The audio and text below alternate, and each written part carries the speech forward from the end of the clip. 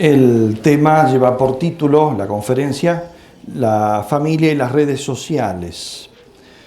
Y quiero tocar este tema porque las redes sociales y las nuevas tecnologías, como todos saben, son uno de los fenómenos más decisivos de la cultura contemporánea y están al alcance de todo el mundo, desde los niños a los adultos, hombres y mujeres, virtuosos y viciosos, cautos e incautos, etc.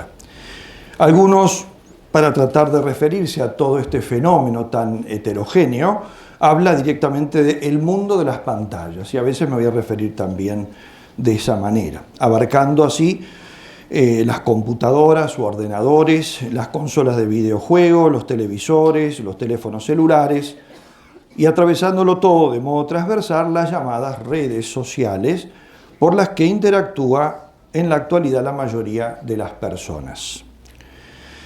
Se trata ciertamente de una revolución comunicacional sin precedentes que ha modificado y continuará haciéndolo en el futuro las formas de relacionarse, de pensar, de comprender la propia identidad y el mundo que nos rodea. Son, en algunos casos, una suerte de ambiente de vida, es decir, un modo de habitar el mundo hoy en día. Este fenómeno tiene un poder inusitado para modelar percepciones, valores, aspiraciones, especialmente en los jóvenes, simplemente por el hecho de que ese es el momento, la edad más maleable, y mucho más en los niños. Desde el punto de vista moral, estas realidades podría decirse que son indiferentes, es decir, no son malas en sí mismas, aunque se caracterizan, de todos modos, por lo que podemos llamar una ambigüedad radical. ¿Por qué? Porque pueden ser instrumentos de comunión o de alienación, de verdad o de mentira, de información o de desinformación, y pueden ser utilizadas por los que quieren hacer el bien al prójimo y por los que buscan su daño, su perversión y su explotación. Porque sus dinámicas influyen directamente sobre la conciencia, tienen repercusión, efectos allí. Además, también la relación de cada persona con los medios es un arma de doble filo, porque el mismo uso de la tecnología tiene un poder cautivador y mágico que absorbe la atención, genera hábitos y tiene un alto potencial adictivo. Por tanto, el problema no está solo en el mensaje que se transmite mediante estos medios, sino la relación que se establece entre la persona y el medio. Y este aspecto, lamentablemente, se deja de lado en el 95% de los casos. Por eso estamos ante un momento realmente crucial de la historia de la humanidad, es decir, del mundo que heredarán nuestros hijos, es decir, los de ustedes. Voy a tocar 6 puntos en esta charla. El primero lo he titulado Una revolución social sin precedentes. Si nos fijamos en la velocidad que los cambios sociales están tomando, es probable que terminemos mareándonos. Porque en el pasado hablábamos, entre cambio y cambio importante, de siglos. Hoy hablamos de años o incluso de meses. Por ejemplo, ¿cuánto pasó desde que los monjes copiaban manuscritos en sus monasterios hasta que Gutenberg inventó la imprenta, o entre la máquina de vapor y la primera revolución industrial? En algún caso varios siglos, en otro alguno. En cambio, desde que Graham Bell patentó el teléfono en 1876, hasta que Martin Cooper fabricó el primer teléfono realmente portátil, que fue el Motorola Dynatac 8000X en 1983, solo pasó un siglo. Y bueno, de todos modos es un siglo, es mucho. Pero solo un cuarto de siglo entre la invención del transistor o semiconductor en 1947 y la primera computadora, la Kenback 1 en 1971, y la primera computadora personal con microprocesador, que fue la Micral N 2 años después, 1973. Lo que fue el germen de Internet apareció aproximadamente en 1969, aunque haya ensayos anteriores. Solo 2 décadas después ya se presentaba la red informática mundial, la World Wide Web, la WWW que todos ponemos cuando navegamos. Eso fue en 1991. Y las velocidades siguieron aumentando para los inventos posteriores. Siempre uso este ejemplo porque para mí fue muy significativo. Cuando en el año 2006 visité en Santa Clara, California, el Museo de Intel, que es el principal fabricante de microprocesadores, que son como el cerebro y el corazón de la computación, me llamó la atención un panel que hacía esta comparación. Decía, si la industria aeronáutica, para que se vea cuánto había aumentado todo este tema de los microprocesadores, por lo tanto todo el tema de la computación y todo eso, ¿no?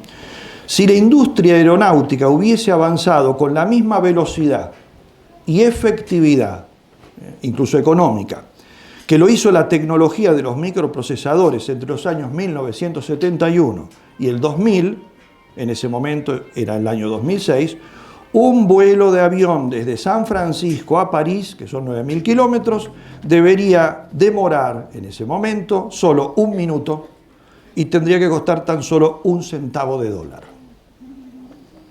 Evidentemente la aeronáutica no había avanzado así, ¿no? Pero sin este mundo, ¿no? Este mundo de la computación. Pero de todos modos, yo visité el museo en el año 2006, o sea, faltaba todavía un paso crucial que se dio al año siguiente. Porque en 2007, Steve Jobs, el famoso fundador o cofundador de Apple, presentó el primer teléfono inteligente, smartphone, ¿no? Que son los que usamos la mayoría de nosotros. Y que era el iPhone, ¿no? Que fue el que lanza todo esto. Y ahí sí que comenzó una carrera literalmente exponencial. En una década, 10 años, se pasó de tener teléfonos que solo permitían hablar a móviles con conexión a Internet, navegación con GPS y satelital, a una tecnología en la palma de nuestra mano que tiene un poder tan grande como hace pocas décadas atrás solo poseía la NASA y a un costo de cientos de miles de dólares, cuando no de millones. Y a esto hay que sumarle la inteligencia artificial actualmente puesta al alcance de cualquier persona. Ya los cambios no se cuentan en siglos ni en décadas, sino en años, en meses y hasta en días. Y se nos va escapando de las manos, sobre todo de las manos de los más jóvenes y chicos que están encandilados con esta cajita mágica que todo lo crea y transforma, pero que usada por un aprendiz de mago, como es el hombre, el joven y el niño modernos, puede ser la varita de un brujo que se volvió loco. A esto hay que sumarle el fenómeno de las redes sociales. Estas comienzan a aparecer en la forma en que ahora las conocemos. Hubo algo anterior, se llamaba protorredes, pero las actuales, en los primeros años de este siglo XXI. LinkedIn 2003, MySpace 2003, Facebook 2004, YouTube 2005, Twitter 2006, Tumblr 2007. En 2009 Facebook incorpora el famoso botón me gusta, like. Y Twitter el de retuitear. Y después todas hacen lo mismo. Con esto los usuarios pasaron ahora a convertirse en cazadores de seguidores, desatándose una ansiedad enfermiza para lograr aprobación, aplausos, reconocimientos, visitas, seguidores, etc. Un año más tarde surgen las cámaras frontales, haciendo más simple fotografiarse y filmarse uno mismo, dando origen a la fiebre de los selfies, signando un nuevo salto. Algunos incluso un salto físico, porque se cayeron al vacío sacándose alguna fotito de eso, ¿no? Como todos saben. Después llegó la pandemia del COVID con su agobiante encierro y aislamiento, 2019-2021, potenciando todo esto casi al infinito, porque para muchos era la única cosa que tenían para salir de su aburrimiento. Y otros por otros motivos incluso de trabajo, de estudio, etc., no solamente por eso. Pero las causas de la revolución que estamos viviendo hoy no hay que buscarlas solo en estos hechos, sino sobre todo en la acción deliberada de las compañías que están detrás. Porque los muchos efectos nocivos, dije, se pueden usar muy bien, yo no voy a tocar ese tema, ¿no? Pero ciertamente que se puede utilizar muy, pero muy bien, ¿no? Pero el problema, como digo, es los efectos nocivos que también pueden producir y que es lo que más producen. Lamentablemente a nivel masivo es lo que más producen, ¿no? Digo, los efectos nocivos que estas tecnologías han causado y siguen causando no se deben únicamente a la naturaleza de las redes y de los instrumentos de comunicación, sino al diseño del soporte que se ha creado para la mayoría de ellas. Dicho en otras palabras, los efectos psicológicos que han producido fueron buscados deliberadamente, empleando para el diseño de las aplicaciones que habitualmente usamos, en particular las que se ofrecen gratis a cambio de propaganda, que son la mayoría, usando para eso técnicas de manipulación de la conducta estudiadas y practicadas por las escuelas conductistas de la primera mitad del siglo XX. Me refiero en particular a las empleadas originalmente para manipular la conducta animal, sobre todo las de Skinner, ¿no? Es un autor muy importante en este tema, ¿no? Y también de otras escuelas, por supuesto. Esta fue la vía más efectiva que encontraron los diseñadores y productores de aplicaciones para poder competir entre sí y ganarse el mercado. Y comenzaron a usarlas solo pocos meses después del lanzamiento del primer iPhone, llegando a contarse por millones en un solo año. En efecto, solo aquella aplicación que conseguía producir más apasionamiento, agitación, paroxismo y adicción entre los usuarios podía ganar el mercado de los consumidores y como consecuencia atraer la inversión de los publicistas. A ti te ofrecen una aplicación gratis, pero a cambio de que aceptes publicidad. Y las empresas le ofrecen poner su publicidad en esa aplicación, ¿no?, asegurándoles de que está diseñada a los publicistas de tal modo que te van a esclavizar a su uso y por tanto vas a recibir y ver cientos de veces y miles de veces sus propagandas hasta que termines comprando algo. Esta táctica ha sido deliberada, como quedó de manifiesto ante la justicia, cuando algunos colaboradores de estas empresas, al ver los efectos nocivos, y quizá por otras razones que desconozco, al ver los efectos nocivos que producían lo que estaban diseñando o lo que estaban contribuyendo a diseñar, se arrepintieron y denunciaron civilmente a sus empleadores. En concreto, causaron mucho ruido los miles de documentos, internos de Facebook entregado en 2021 por Frances Haugen, ingeniera y científica de datos, ex gerente de producción del Departamento de Integridad Cívica de Facebook, ante la Comisión de Bolsa y Valores de Estados Unidos y el Wall Street Journal, que fue el que publicó todo. Por tanto, los efectos de las redes no son fortuitos. Las redes, como señala un psicólogo social que estudió mucho el tema, Marino Pérez Álvarez, en un estudio realmente muy inteligente, dice, son adictivas por diseño como las máquinas tragamonedas de Las Vegas. Están diseñadas, dice en otro lugar, para atrapar al usuario. Por eso el rulo de estímulos que generan las aplicaciones, los likes, me gusta, los retuiteos, los comentarios, etc., entran en lo que las técnicas de manipulación de la conducta animal llaman modelo hook, es decir, anzuelo, o sea, te tienen agarrado. Se trata de un circuito sin rampas de salida, si uno sigue girando y girando y girando, sin posibilidad de desengancharse.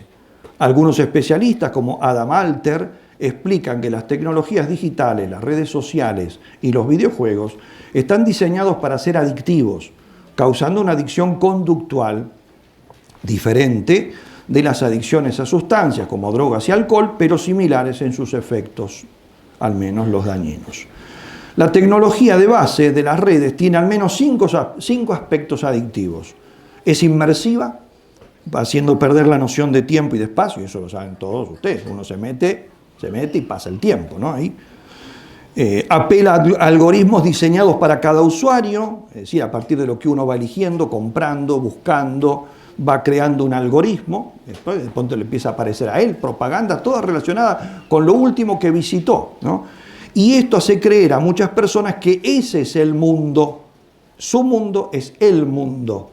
Es decir, que todos buscan lo mismo. En realidad, este algoritmo está trabajando conmigo y con cada uno lo hará de forma distinta. Luego genera sensación y miedo de perderse algo si se desconecta, aunque sea un momento en la red.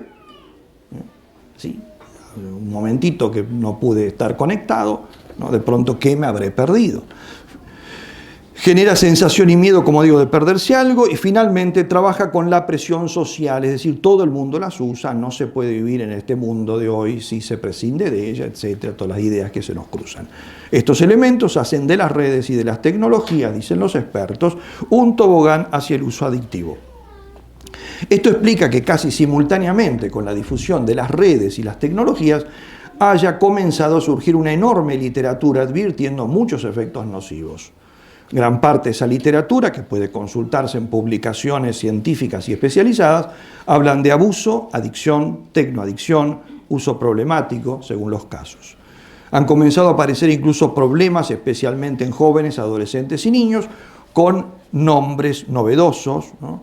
Se habla, por ejemplo, de fabbing, conducta que ignora al otro por prestar atención al celular; texting, la utilización de mensajes de texto violentos, o sea, sin filtro; sexting, es el envío de contenidos sexuales en fotos y videos; ciberbullying o acoso cibernético, ¿no? Burlas, difamaciones, chantajes; nomofobia, que es un nombre que viene de no mobile phone phobia, miedo irracional a no tener a mano el propio teléfono móvil, o no poder usarlo porque se ha bloqueado, o se ha perdido la señal. Hoy en día, si desapareció el Wi-Fi, entra en pánico el mundo, ¿no? Igual que si se hunde el banco más importante en Wall Street, no es lo mismo. Tecnoadicción, adicción a alguna de las nuevas tecnologías; síndrome de vibración fantasma, sensación de que el teléfono vibra en el bolsillo o en la mano cuando en realidad no lo hace, y se ríen porque les pasa a ustedes también. Grooming, depredación sexual de niños por parte de adultos a través de las redes, etc. Y como todos saben, una de las preocupaciones en mayor crecimiento en este momento es el problema de la adicción a los juegos de azar online entre jóvenes y niños, que muchos de estos practican incluso durante las horas de clase en su propia escuela y teniendo a veces delante al profesor o maestro. El problema ya ha llegado al mundo profesional, por lo que algunos de estos fenómenos aparecen en los elencos de patologías usados por asociaciones médicas y psiquiátricas, como por ejemplo la Organización Mundial de la Salud, el CIE-11, que es el manual actual usado por psiquiatras y psicólogos en Europa, el DSM-5, que es el equivalente usado en Estados Unidos y otras partes del mundo, por ejemplo en Argentina. En estos vademecum médicos se relacionan algunos de estos usos con estados de depresión, ansiedad, soledad, autolesiones, ideas suicidas e intentos de suicidio. Segundo punto, el cambio en los hábitos infantiles. Como ya dije, en 2007 apareció el primer iPhone. 3 años después, 2010, al menos en algunos países, la mayoría de los jóvenes y adolescentes ya tenía un teléfono inteligente personal. A partir de ese momento, el acceso a las redes sociales, a los juegos online, a las aplicaciones, pasó a hacerse no desde la computadora familiar, como era antes, había una sola computadora en la casa, o más, pero en la casa, sino desde el mágico aparatito de uso personal.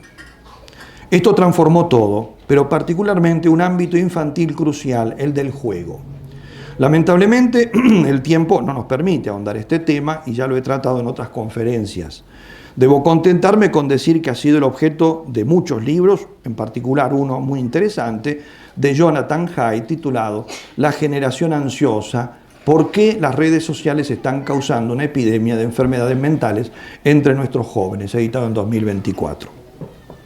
La tesis de este psicólogo es que el juego infantil ha cambiado radical y peligrosamente entre niños y adolescentes. Las causas las encuentra en la confluencia de varios factores. Primero, la difusión de las nuevas tecnologías entre adolescentes y niños. Segundo, el miedo que muchos padres han cobrado a los lugares públicos, escuela, parroquia, plaza, club, campamento, calle, considerados por muchos de ellos, y sobre todo por la propaganda que se va dando, como muy peligrosos para los niños, porque allí podrían ser raptados, abusados, violentados, etc. Tercero, la falta de conciencia de los graves peligros que se ciernen sobre los niños y adolescentes en las redes. Cuarto, el atractivo que las tecnologías tienen para los pequeños. Quinto y último, la falta de hermanos en la mayoría de las familias, que los hace hijos únicos. Este último tema él no lo trata, lo pongo yo, ¿no? Todo esto se ha convertido en un cóctel que ha terminado por cambiar sustancialmente la modalidad del juego infantil. Y esto ha ocurrido aproximadamente a partir del año 2010. Por tanto, quienes transitaron su adolescencia a partir de ese momento, luego potenciado por la pandemia, que son los adultos jóvenes de esta época, ¿no? Y de ahí en adelante, ha terminado por constituir lo que Haidt ha llamado generación ansiosa, es decir, una generación de invernadero, frágil, con poco contacto con el mundo físico, más proclive a socializar online que en el mundo real, devorada por la realidad digital y víctima de las consecuencias negativas de las nuevas tecnologías. Ha aumentado entre ellos el consumo de pornografía, cuya edad de ingreso los especialistas colocan actualmente entre los 8 y los 10 años, las víctimas de abusadores, que abundan más en las redes que en la calle, el consumo de material esotérico, el pesimismo y la depresión, los intentos de suicidio, etc. Es una generación ansiosa, pero en el sentido de afectada por una amplia gama de problemas psicológicos y existenciales. La falta de contacto con el mundo real, es decir, el de los amigos, con los que se juega al fútbol, a las escondidas, a la mancha, donde se trepan árboles y se hacen desafíos y carreras, se anda en bicicleta, en patines, se transpira, se ensucia, se amiga y se pelea, etc., ha ahorrado ciertamente muchos moretones, torceduras, pantalones rotos, manchas imposibles de sacar, lágrimas y peleas, pero ha traído un problema distinto y más serio, la fragilidad psicológica. Al igual que los árboles cultivados en invernaderos, sin sufrir el rigor del viento, del frío, del calor excesivo, y que crecen por eso rápidos y frondosos, pero luego se caen por su peso y la falta de raíces vigorosas, estos niños y adolescentes, al llegar a la última juventud, a la última parte de la juventud y al comienzo de la adultez, se derrumban por falta de una estructura psicológicamente sólida. No son, como se dice hoy en día, resilientes. No han desarrollado un sistema, como lo llama un autor, de antifragilidad o inmunidad psicológica ante la frustración, el fracaso, las dificultades de la vida, los desafíos. Más bien desarrollan fobias, miedos, caprichos, exigencias, manías, obsesiones, en fin, raquitismo espiritual. Han tenido la suerte de no ser jamás raptados ni abusados, nunca se han caído de ningún árbol, no han corrido peligro de caer en algún pozo o cruzar una calle peligrosa, ¿no? Y esto es para dar gracias, ciertamente. Pero muchos de ellos han terminado perdidos en el mundo virtual, en la pornografía, en el cibersexo, en las apuestas y en violencias de otro tipo. Tal vez les haya faltado un poco más de bicicleta y tobogán y les haya sobrado teléfonos inteligentes. Tercer punto, la cretinización. Quien mejor ha estudiado los efectos de las nuevas tecnologías sobre las facultades de los niños y adolescentes ha sido el neurobiólogo Michel Desmurget, doctor en neurociencias cognitivas y director de investigación del Instituto Nacional de la Salud y de la Investigación Médica de Francia. En 2020 publicó un libro titulado La fábrica de cretinos digitales, del que he hablado en otras conferencias, razón por la cual solo hago aquí algunas menciones, limitándome a sugerir la lectura de este libro, que creo importante. La tesis de este estudioso es que el consumo de dispositivos digitales, smartphones, tabletas, televisión, etc., durante el tiempo de ocio es actualmente absolutamente brutal, dice, en las nuevas generaciones, y produce lo que él llama cretinización, es decir, idiotización, que eso es lo que significa la palabra originalmente. Su estudio es realmente muy serio, está avalado por más de 1000 estudios citados cuidadosamente a lo largo de su exposición. Es decir, no inventa nada, todo lo que afirma lo fundamenta como investigador serio que es. Desmurget considera, y eso que es liberal, ¿no? O sea, no estamos hablando de un católico, ¿no? Liberal, pero desde su punto de vista, ciertamente ve el peligro que hay en esto. Desmurget considera que el uso que los bebés, niños, adolescentes y jóvenes hacen de las pantallas es simplemente demencial y criminal, porque no es muy benigno cuando usa calificativos, ¿no? Y tiene razón, porque demuestra que a partir de los 2 años de edad, los niños de los países occidentales pasan unas 3 horas diarias delante de las pantallas. Entre los 8 y los 12, unas 4 horas y 45 minutos. Y entre los 13 y los 18 el consumo supera ampliamente las 6 horas y media. Y en muchos casos se queda corto, ¿no? Pero bueno, son promedios generosos para decir, digamos, minimalistas. Si medimos esto en términos anuales, ¿de qué estamos hablando? Estamos hablando de 1000 horas para los más chicos, 1000 horas, es decir, más tiempo del que pasan en el colegio durante todo el año, que se calcula entre 750 y 950 horas. 1700 horas para los alumnos de cuarto y quinto de primaria, es decir, el doble de lo que están en la escuela, y 2400 horas para los estudiantes de secundaria, es decir, 2 cursos y medio escolares. Entonces, ¿cuál es la verdadera escuela del niño y del joven? Comparado con el tiempo en que los menores están despiertos diariamente, las pantallas se tragan 1/4 parte del día de los más pequeños, la 1/3 parte de los medianos, del tiempo de los medianos, y el 40% del día de un adolescente y joven. Increíble. No podemos, por tanto, sorprendernos de que entre los efectos que manifiestan los estudiosos más serios se cuenten efectos nocivos corporales, menciona problemas cardiovasculares, obesidad, etc., emocionales, agresividad y depresión, cognitivos, problemas de lenguaje y concentración, morales y espirituales, bombardeo sexual, la casi incontrolable pornografía, la omnipresente ideología de género, etc. Los dispositivos digitales, según Desmiurget, corroen los 3 pilares básicos del desarrollo del niño. Primero, sus interacciones humanas, ya que cuanto más tiempo pasa con su smartphone, su televisor, su ordenador, su tableta o su videoconsola, más se alteran cuantitativa y cualitativamente las relaciones intrafamiliares. Segundo lugar, el lenguaje y más tarde la escritura. El tercero, la concentración. Hoy es asombrosa la cantidad de niños con déficit de atención. En Argentina, según estimaciones del CONICET y del Congreso de la Nación, informes del año 2024, estaría afectado el 5% de la población escolar, aunque otros estudios hablan del 10%. Esto significa entre 500.000 a 1 millón de niños y jóvenes aproximadamente. ¿No será que uno de los factores, no el único ciertamente, sea la superabundancia de distracción digital? Esto trae, sigue diciendo Desmiurget, consecuencias nocivas, incluso graves, ante todo en el rendimiento escolar que se prolonga luego en los estudios secundarios y universitarios y hasta en la capacidad de autogestionar la vida, porque hoy en día, de hecho, son nuestros smartphones los que nos dicen cómo llegar a cualquier lugar, dónde y qué comprar, a qué restaurantes debemos ir, qué tenemos que responder a los correos electrónicos que recibimos, etc. Esto tiene un nombre: estupidización mental. Claro que todo esto puede usarse bien, vuelvo a insistir, no es el tema de esta conferencia, pero hay que reconocerlo, se puede usar bien.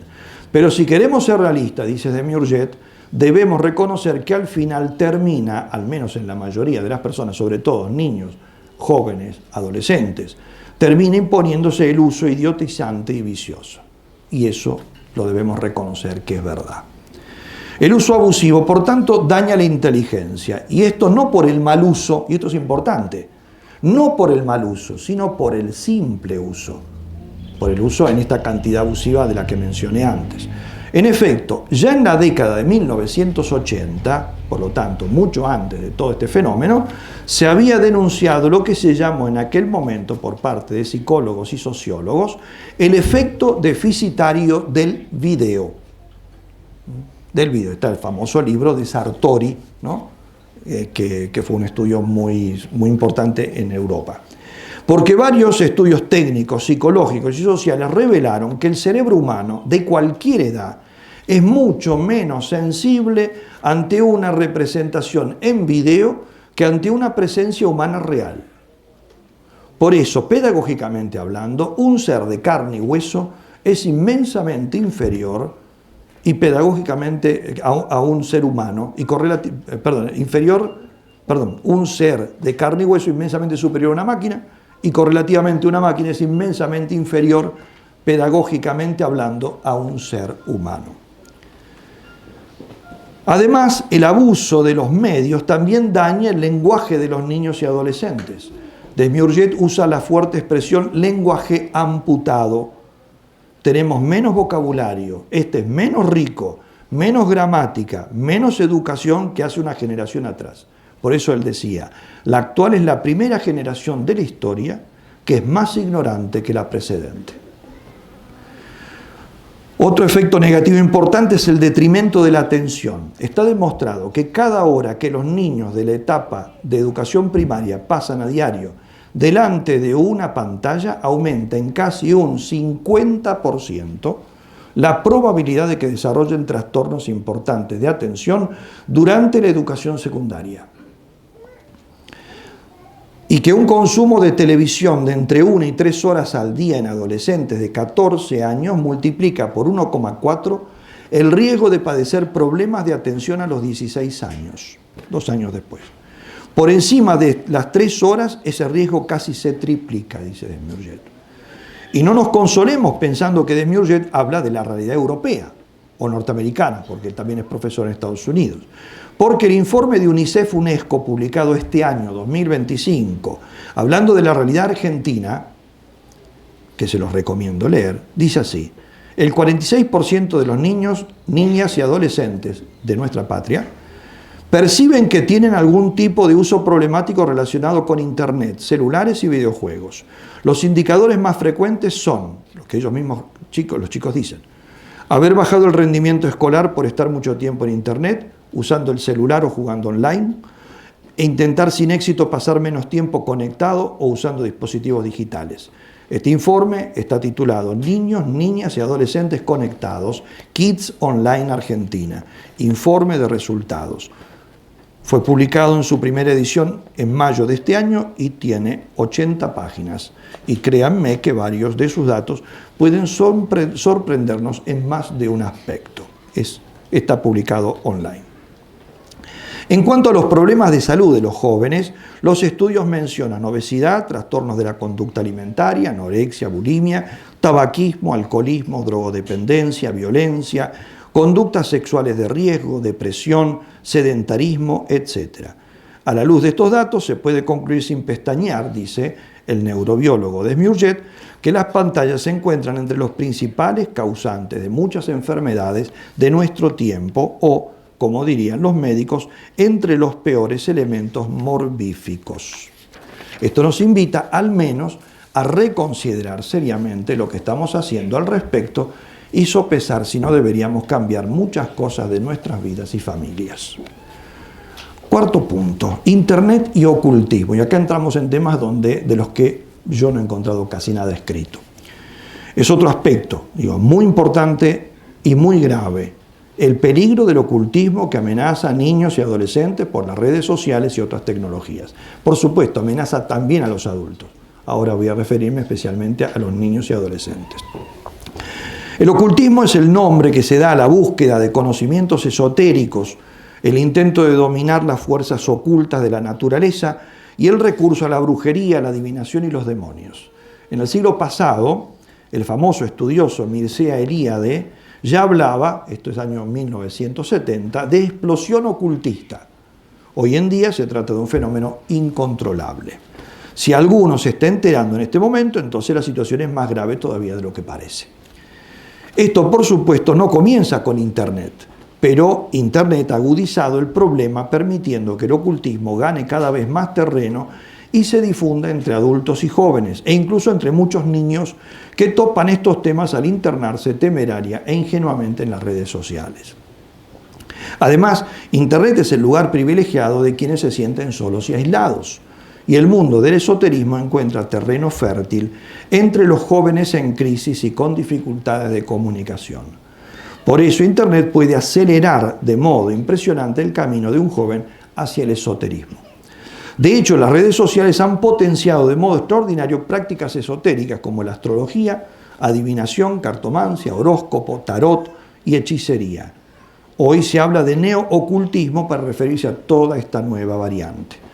En concreto, las redes sociales han facilitado la formación de grupos esotéricos con gran capacidad de reclutamiento. Hay numerosos grupos, foros y comunidades en plataformas como Facebook, Instagram, Twitter y TikTok, que ofrecen conectarse y compartir conocimientos y prácticas mágicas. Hay influencers especializados en temas esotéricos que cosechan cada vez más seguidores. Las tendencias ocultistas más destacadas en las redes son, ante todo, la astrología y el tarot, muy populares en TikTok, Instagram y YouTube. Le siguen la brujería y la magia Wicca, que en las redes sociales comparten rituales, hechizos y prácticas diversas. Uno de los grupos que más ha crecido en los últimos años es WitchTok. Es una comunidad de TikTok que viene de witch, en inglés bruja, y talk de TikTok, ¿no? Compuesta principalmente por jóvenes, cuyos usuarios intercambian contenido relacionado con brujería, ocultismo, hechizos, rituales, astrología y tarot.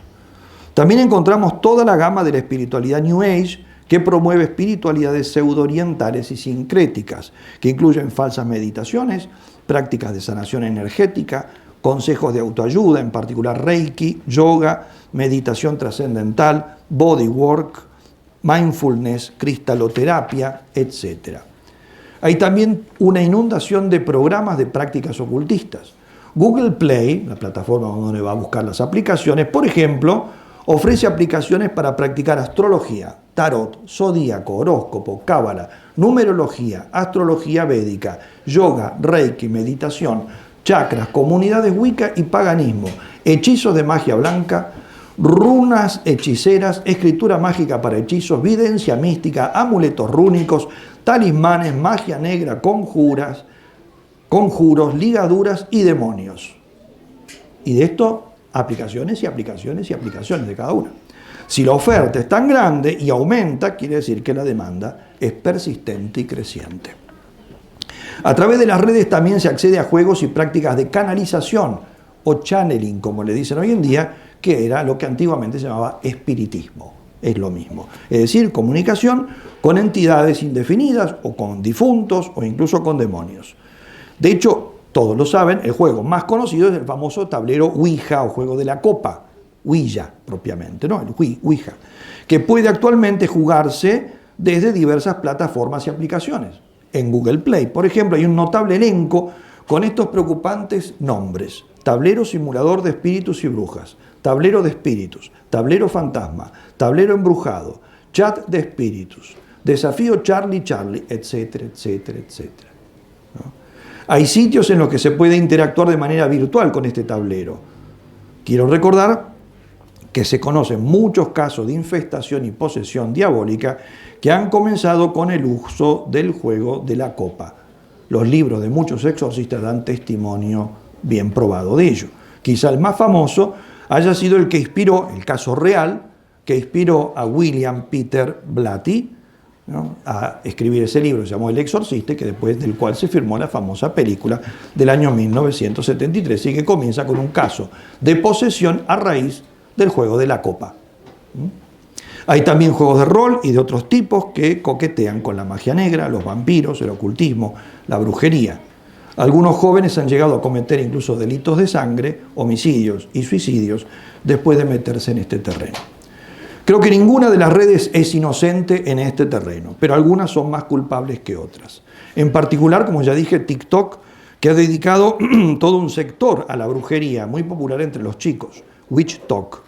Facebook ha sido una plataforma importante para la difusión del ocultismo, lo mismo WhatsApp, donde hay grupos dedicados a temas esotéricos, astrología, tarot, magia, numerología, rituales espirituales, y por donde circulan constantemente cadenas y mensajes mágicos, es decir, con supuestos hechizos, maldiciones o bendiciones, y también se ofrecen consultas y servicios ocultistas. YouTube cuenta con cientos y quizá miles de canales dedicados a temas ocultistas y esotéricos como astrología, tarot, numerología, magia y metafísica, New Age.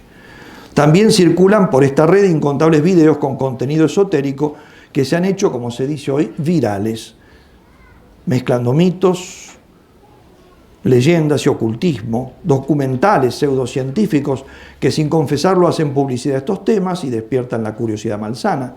También hay contenido más pesado y oscuro relacionado con magia negra, demonología o invocaciones, aunque muchas veces mezclado con ficción o sensacionalismo. Y lo mismo encontramos en Instagram, LinkedIn, Twitter, Snapchat, etc. Otro de los fenómenos que ha crecido mucho entre los jóvenes gracias a Internet es el satanismo. En la web se encuentran numerosas páginas, foros, salas de chat, grupos de correo, etcétera, donde se comparte información, rituales y experiencias satánicas. Es verdad que muchos que dicen rendir culto satánico en realidad no creen en la existencia real y personal del demonio, sino que simplemente lo ven como un símbolo de la rebelión y de una libertad sin límites morales. Pero junto a estos también hay satanistas convencidos que invocan y rinden culto al demonio. Y el demonio solo pide que se le abra una puerta o al menos que le entornen una ventana para poder meterse en la vida de un incauto y destrozársela. La agencia Fides, en su boletín del 1 de junio del año 2013, reportó el caso ocurrido en Kohima, capital del estado de Nagaland, noreste de India, en el que más de 3.000 adolescentes fueron atraídos por grupos satánicos a través de redes sociales como Facebook y Twitter. No pensemos que esto no puede suceder también aquí. Quinto punto, Internet, sexualización y abuso infantil. Otro de los temas que quiero mencionar, y ya vamos terminando, es el crecimiento de la sexualización y del abuso sexual de niños y adolescentes a causa de Internet. Internet es en la actualidad la principal causa de la introducción de los niños y jóvenes en el mundo de la pornografía, del desorden sexual y del abuso sexual. El consumo de pornografía hoy en día comienza para muchos en torno a los 8 años. 8 años de edad. Cada 2 o 3 años la edad baja. Hace pocos años atrás se señalaba que eran los 12 años, luego bajó a 10, actualmente es a los 8. Y esto vale tanto para niños como para niñas. Pero junto con el consumo de pornografía está aumentando exponencialmente el abuso sexual. Incluso se está difundiendo cada vez más el abuso sexual de adolescentes perpetrado por otros adolescentes. ¿Acaso no hemos escuchado todos nosotros los muchos casos que han ocurrido y siguen ocurriendo en algunos colegios de nuestro país, donde algunos compañeros difunden, por ejemplo, imágenes sexuales de sus propias compañeras y compañeros, los chantajean, les causan tremenda humillación, las empujan, como ha ocurrido, a intentos de suicidio? Esto empezó primero con imágenes reales, que primero intercambiaron, ¿no? Y después los que las recibieron las empezaron a difundir, ¿no? Pero ahora está sucediendo cada vez con más frecuencia con imágenes creadas con inteligencia artificial a partir de fotos, en principio inocentes o no tan inocentes, pero que no tienen nada que ver con lo que después terminan generando. Muchas de las personas implicadas, en general adolescentes mujeres, han caído en depresiones, angustias y hasta intentos de suicidio. Luego tenemos el acoso y el abuso sexual de adultos sobre menores, fenómeno que ha sido potenciado tremendamente por Internet, con la difusión, compra y venta de pornografía, incluso de víctimas reales obtenidas por secuestro a raíz de estos pedidos por Internet. Tengamos en cuenta que el Centro Internacional Missing Children, que da los reportes anuales de niños desaparecidos, indicaba en su último informe 20.000 del último año, 20.000 en Australia, 45.000 en Canadá, 100.000 en Alemania, 460.000 en Estados Unidos, etc. Muchos niños han sido víctimas de la pornografía consumida por sus propios padres, la que tarde o temprano puede caer en sus manos, o han sufrido las consecuencias del consumo de pornografía de sus padres en forma de desatención, abandono, divorcios, adicciones. Piensen que ya en 1970, cada año llegaba a los hogares de Estados Unidos unos 200 millones de ejemplares de las 3 principales revistas pornográficas, Playboy, Penthouse y Hustler. Papel. Es decir, en ese momento ese número era más que la suma de las revistas más populares, que era Time y Newsweek juntas. Pero al llegar a Internet, el salto fue descomunal. En 2001 había 100.000 sitios pornográficos en la web y se sumaban diariamente 200 sitios nuevos. 5 años más tarde se contabilizaban 420 millones de páginas pornográficas y cada día se realizaban aproximadamente 116.000 búsquedas de pornografía infantil. Pero en 2019, o sea, ya estamos a 5 años de esto, 2019, Pornhub, que es el principal portal de pornografía, informaba, salió en los diarios argentinos, informaba oficialmente que solo su portal, y esto era octubre de 2019, faltaba todavía varios meses para terminar el año, que ya en ese año había registrado 42.000 millones de entradas, es decir, 115 millones de entradas por día. Y los niños reciben entonces el impacto, de modo directo o de modo indirecto. En su informe del año 2024, publicado a comienzos de este año 2025, la asociación METER, METER es la palabra griega para decir madre, ¿no? Esta asociación muy importante que combate la pedofilia y la pedopornografía en Italia y en el mundo, pero sobre todo en Italia, fue fundada y dirigida por el sacerdote Fortunato Di Noto y en colaboración con el Centro Nacional Italiano para combatir la pedopornografía online, que es del gobierno. Esta asociación, entonces, a comienzo de este año, el informe del año pasado, señalaba que esta actividad delictiva, o sea, pornografía infantil y pedopornografía, se realizaba en los 3 niveles de la web. Es decir, en la web de superficie, que es aquella que nosotros conocemos, ¿no? Es a la que tienen acceso la mayoría de las personas y donde están presentes las redes sociales más conocidas, Google, YouTube, Facebook, WhatsApp, etc. También en la web profunda, la Deep Web, que es la que se usa para transmitir documentación reservada de contenido médico, financiero, legal, científico y gubernativo, y sobre todo en la web oscura, la Dark Web, que es la que se usa en el mundo delictivo para el tráfico de drogas, protestas, políticas, terrorismo y muchas actividades ilegales. Solo para dar un ejemplo, METER señalaba que el año pasado logró poner en evidencia 13 grupos de intercambio de pornografía infantil de la plataforma de mensajes Signal, que es actualmente la más usada para esto, Signal. 13 grupos que trabajaban en la web de superficie, ¿no?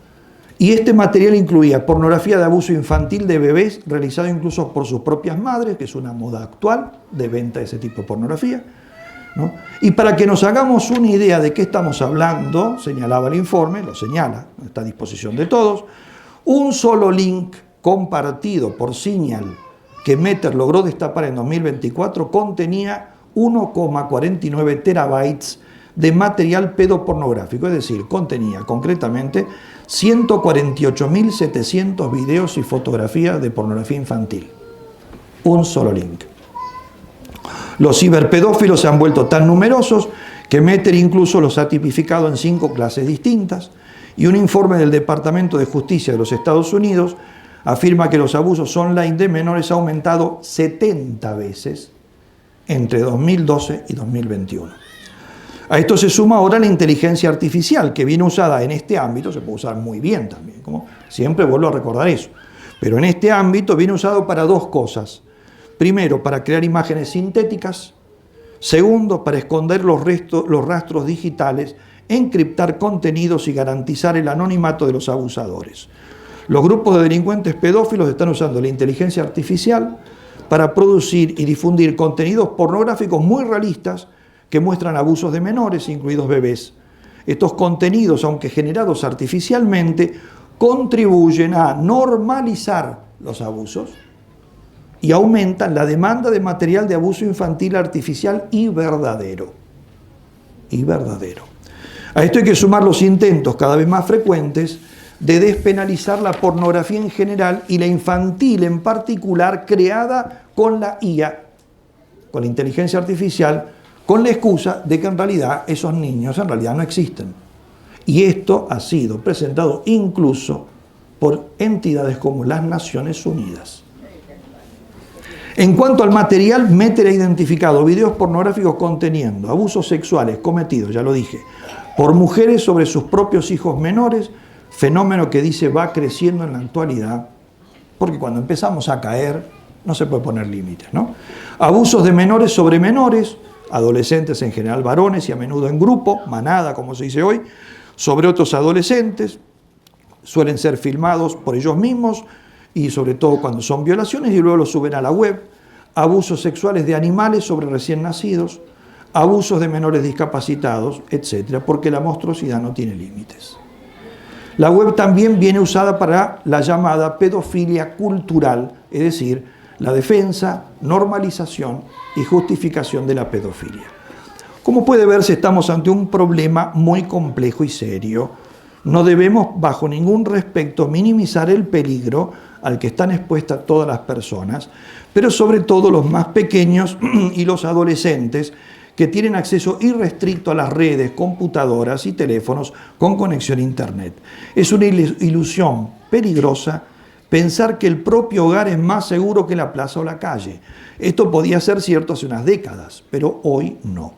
No al menos en la mayoría de los hogares que tienen un túnel abierto hasta la sala de estar o la habitación de sus propios hijos, por el que la pornografía y los cazadores de víctimas pueden pasar con mucha facilidad, y es el túnel de los medios de comunicación. Sexto y último punto, ¿qué hacer? Bien, de lo dicho se sigue que es absolutamente necesario y urgente que padres y educadores tomen cartas en el asunto, sobre todo cuando se trata de sus propios hijos y alumnos, pero no solamente, hay que pensar en todos. El problema no tiene una solución fácil, más bien lo contrario, pero es importante y absolutamente necesario hacer lo que se pueda, porque se quiera o no, vivimos en una época que está marcada por las realidades digitales. Una desconexión total parece impensable, aún queriéndola. Si alguien lo intentara, probablemente se quedaría sin trabajo, sin escuela, sin poder pagar sus cuentas y servicios, sin poder viajar ni comprar en una tienda. Hay que convivir con la realidad digital y servirse de ella para los fines buenos que sin duda puede brindar, pero con suficiente inteligencia como para dominarla y no dejarse dominar por ella, ni que nos marque el rumbo o el ritmo de la vida. Habría que comenzar por las 7 normas esenciales que indica el ya citado Michel Desmiurgés. Voy a volver a él ahora en un puntito que salté en su momento, justamente para dejarlo para ahora. Son 7 reglas que él dice, al final de su libro, señala, empecemos al menos por esto, dice, reglas para salvaguardar la salud mental y física de los niños y adolescentes. Y señalaba que están avaladas científicamente y desbordan sentido común. Son las siguientes. Primero, antes de los 6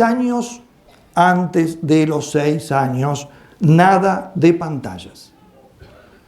Para crecer adecuadamente, los niños pequeños no necesitan pantallas, necesitan que se les hable, que se les lean cuentos, que se les regalen libros, necesitan aburrirse, jugar, armar puzzles, construir casitas con piezas de Lego, correr, saltar, cantar.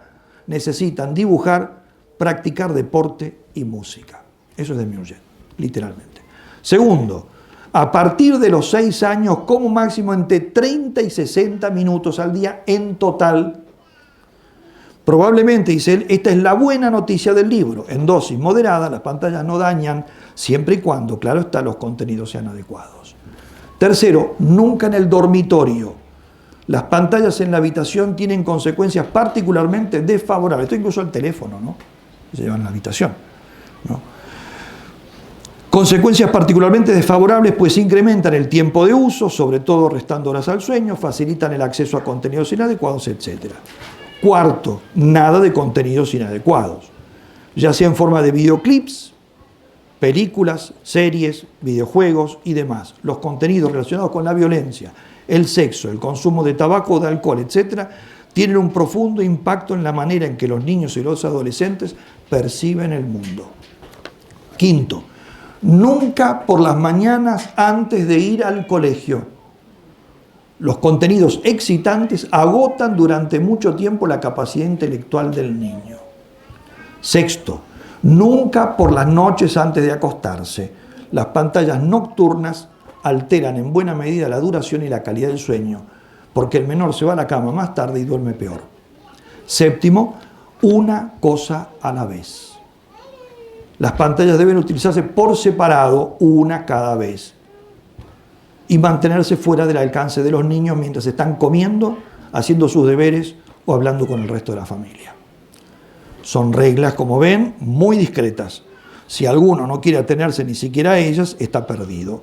O sea, no tiene ninguna chance frente al problema, sea que lo afecte a él mismo, o a sus hijos, o a sus alumnos.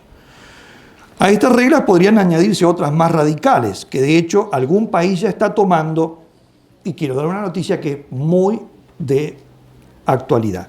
Hace solo una semana, Australia publicó por ley que podría ser una ley que podría ser un punto de gira en este tema, si es que otros lo siguen, porque prohibió a partir del próximo 10 de diciembre, si todavía no entra en vigor, a partir del próximo 10 de diciembre está prohibida las redes sociales a los menores de 16 años. Esto incluye expresamente en la ley Facebook, Instagram, Snapchat, TikTok, X, YouTube, Reddit, Kik y Threads. Las multas a las empresas que no implementen medidas razonables para impedir que los adolescentes creen y mantengan cuentas llegan a los 50 millones de dólares australianos, es decir, más de 30 millones de dólares americanos. Para estas empresas no es nada, pero al menos es algo. La ley fue publicada con el 77% de apoyo público y se basa en la convicción de que las redes están causando profundos daños al desarrollo de los adolescentes. De todos modos, solo se refiere a las redes que, como hemos visto, no son las únicas responsables del deterioro del que hemos hablado. Al margen de las redes, la misma tecnología puede ofrecer otras cosas. Habrá que ver si esto luego se traduce en hechos educativos reales y si algún otro país los sigue. Pero no basta con prohibir o restringir el uso de las pantallas o de las redes, sino que se necesita otro tipo de trabajo y compromiso de parte de padres y educadores. Ante todo, el contacto real, inmediato y directo entre las personas, tanto parientes como amigos y educadores y educandos. Más realidad y menos virtualidad. En los niños y adolescentes esta necesidad es más radical todavía.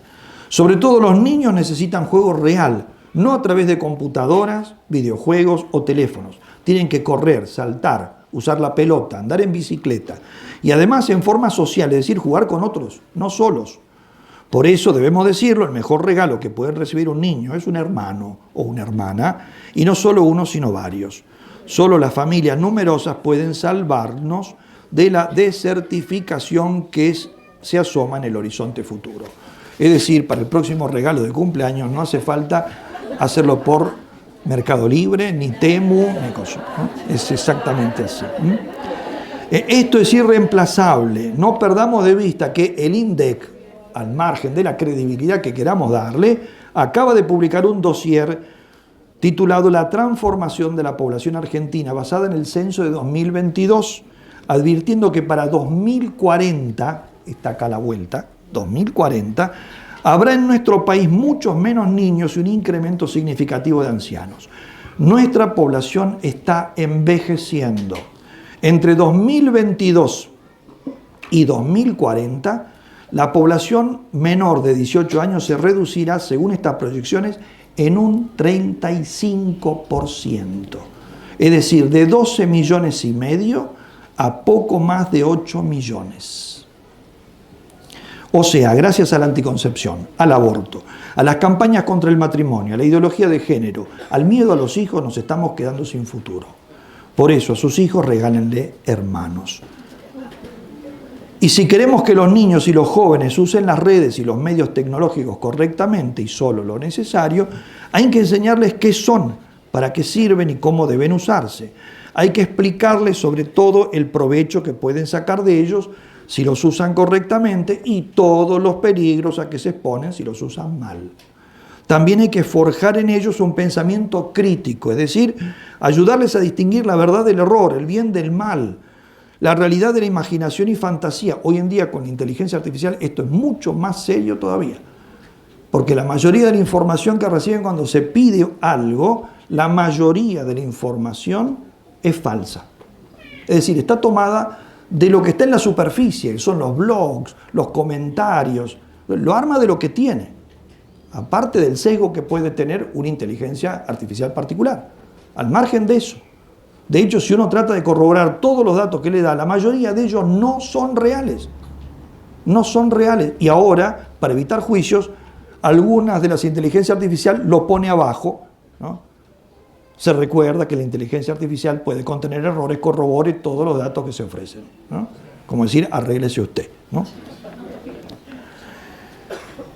Todos sabemos que hay edades, además, en que los hijos parecen no escuchar a sus padres y educadores cuando les dicen algo que va contra sus deseos y gustos. También es cierto que estamos ante algo que atrae fortísimamente a los niños. Y también es verdad que no jueguen contra el ambiente, porque sus amigos a veces tienen acceso ilimitado a lo que nosotros queremos limitar. La tarea por eso no es nada fácil, pero igualmente hay que buscar el modo y momento para hablar con ellos, sin ser cargosos ni machacones en exceso, lo que puede producir el efecto contrario al que se pretende, pero sin cejar en el intento. Hay que hablar y estar dispuestos a escuchar y tener una gran confianza en que incluso cuando parece que no hacen caso o que obedecen pero con mucho resentimiento interior, lo dicho entra y los ayudará en algún momento futuro. Pero no basta con dar información, hay que educar, que es más que informar o transmitir datos. La educación auténtica pasa por la adquisición de verdaderas virtudes, porque las nuevas tecnologías pueden usarse bien, pero solo puede usarla bien la persona virtuosa. La buena noticia, como decía Desmoulins, la mía, es que se pueden usar bien. La mala es que solamente el virtuoso lo puede usar bien, ¿no? La mala es decir, porque hay que ponerse a trabajar en la virtud. Porque no se trata solo de evitar lo malo que se difunde por las redes, sino de regular virtuosamente la relación que tenemos con la tecnología. Aún usándola con cosas buenas, la tecnología me puede embrutecer, lo dije al principio, lo repito ahora y termino con esto. Puedo usarla solo como una calculadora para traducir textos, para armar trabajos escolares y para hacer síntesis de libros, pero también esto puede producir, o sea, todas cosas buenas, pero también esto puede producir que en poco tiempo yo ya no sea capaz de sacar cuentas, ni leer textos difíciles, ni hablar otra lengua, ni componer una poesía. Puedo terminar teniendo una Ferrari y no saber manejar. Puedo tener la mayor biblioteca del mundo y ser un imbécil, porque solo un virtuoso puede usar virtuosamente un instrumento que es muy útil, pero muy peligroso. ¿Y quién está dispuesto a ser virtuoso hoy en día? Y sobre todo hay que dar ejemplo. Los padres y los educadores deben obligarse a sí mismos a hacer lo que exigen de sus hijos y educandos. No deben borrar con el codo lo que escriben con las manos.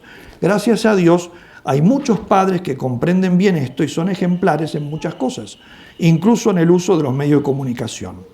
Dios quiera que su ejemplo contagie cada vez más y podamos evitar los peligros que amenazan a nuestros hijos y discípulos.